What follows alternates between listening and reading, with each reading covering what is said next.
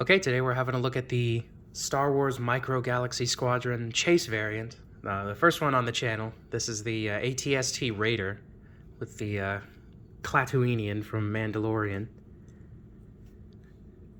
We'll go ahead and go over the body real quick. It's not too much to go over. It's mostly just articulation and little rotatey bits, but give you a good look at the paint. There's one leg. This is, of course, just a repaint of the normal ATST. But it's a pretty good repaint, I have to say. I'm impressed with it. It's not phoned in any way. It definitely does a good job representing. They even added little extra dirt splatters.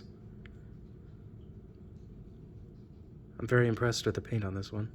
So for the first feature, definitely the guns. They go full way around. There's no limitations on the articulation there. There's just enough friction to keep it in the spot you want it. I don't love the connection between the two guns there. It sort of ruins the look of them, the silhouette, but it gets the job done, I suppose. It seems like they could have been separated. It would have made them more fragile, but that's why you make them out of a slightly harder plastic. These are a little flimsy, if you can see. Here's the missile launcher on the side. A lot of the parts of this are just completely removable for some reason. Like this just comes all the way out, and you can slot it back in there. But that, of course, means it's got 360-degree rotation there. So does the head. You just got to clear it of all the little ops. Oh, that pops off too, by the way. So do the legs and the side cannon, like I said. But you could pop it on in any orientation you like, which I suppose is nice. It just means that, you know, children are going to lose bits of this all the time very easily. Pop off the leg there. Goes back on just like that. And it actually has a lot of articulation. Of course, articulates there, that joint, and the feet. So you can put it in some pretty dynamic poses. Maybe something like that. Maybe he's bracing for some sort of attack. Just means that the more you move the legs, the easier the joints loosen up, and that happens. So don't move them too much. Here's a look at the inside.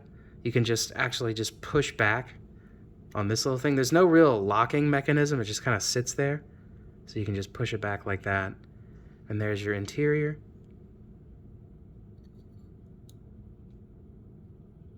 Give you a look at all those little buttons.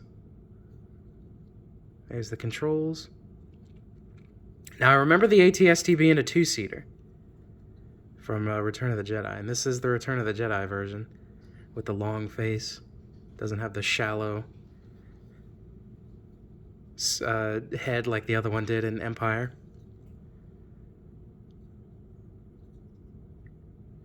But I guess that'll do. Here's a look at the back, underside.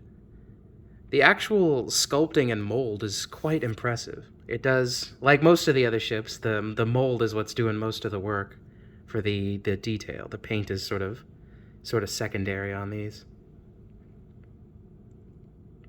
That's it for the ATST itself. Have a look at the figure. This is referred to as Klatooinian on the front. I don't know if he has a name. Maybe his name's Jeff. But these are the weird dog men from Mandalorian, trying to get you a look at his face. The actual paint on the body is pretty impressive, but the face, the sculpt isn't strong enough to really, you know, give you a good idea of the features. So it just kind of looks like a blob face.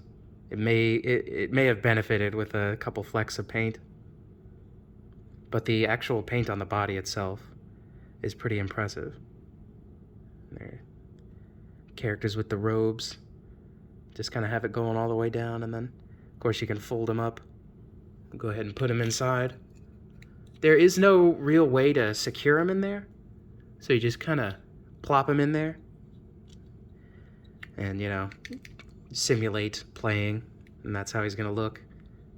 So he does kind of rattle around a little bit, but what are you going to do? And that's really all the features of the ATST. We'll have a look at the insert that it comes with. Pretty tiny. I'm glad it comes with something. I love having little backgrounds to, you know, prop them up in front of. But this background is the, it has a little bit of the troop transport, which I have yet to get my hands on, and a couple what look like Imperial laser fire. And there's the front of it. That's the part that would go in the package. We'll have a look at the box real quick. Shows you the putting the guy in there. There's your Klatooinian. And here's the back with all the features, 3 points of articulation. Without the paint being different, you really wouldn't know it's a different thing.